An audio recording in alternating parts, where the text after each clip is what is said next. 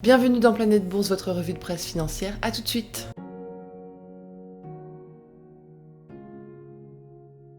Après l'incident de Suez, les chaînes d'approvisionnement mondiales seront perturbées au moins jusqu'à la mi-mai. Ce sont les prévisions du transporteur danois Møller-Mærsk. La plus grande compagnie maritime du monde anticipe aussi une série de blocages en cascade dans les ports européens et asiatiques. Darktrace veut entrer en bourse à Londres. Forte de 200 millions de dollars de revenus annuels, la société britannique de cybersécurité estime qu'elle évolue sur un marché qui pèse 40 milliards de dollars par an. Aux États-Unis, Microsoft veut racheter Nuance Communications, le pionnier américain de la reconnaissance vocale, pour 16 milliards de dollars. Ce serait la deuxième plus grosse acquisition jamais réalisée par Microsoft. Salesforce a investi 40 millions de dollars dans Community.com, une plateforme de messagerie qui permet aux marques d'envoyer des SMS aux consommateurs. Regeneron Pharmaceuticals va demander l'autorisation pour mettre sur le marché son médicament pour la Covid-19. Il argue que ce dernier réduit de 81% le risque de développer une infection symptomatique.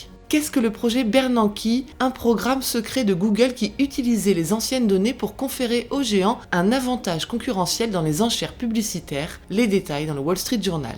Il n'y aura pas de syndicat dans l'usine Amazon d'Alabama. Les travailleurs ont voté contre sa création. La Maison-Blanche convoque ce jour un sommet sur la pénurie mondiale de puces. General Motors, Ford, Samsung, TSMC, Stellantis, Global Foundries, Packard et NXP seront présents.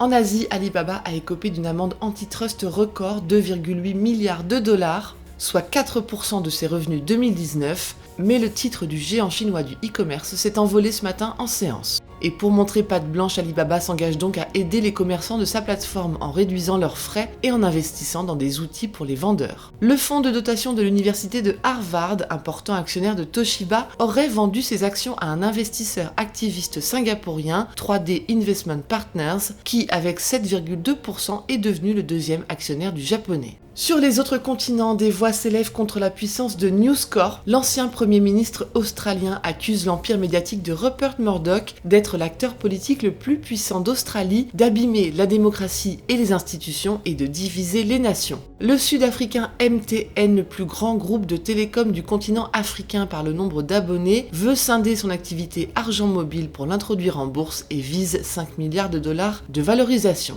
Et enfin, Saudi Aramco a vendu 49% de ses pipelines pour 12,4 milliards de dollars à un consortium d'investisseurs emmené par EIG Global Energy Partners. Voilà ce qu'il fallait lire aujourd'hui sur les unes du Monde. À demain!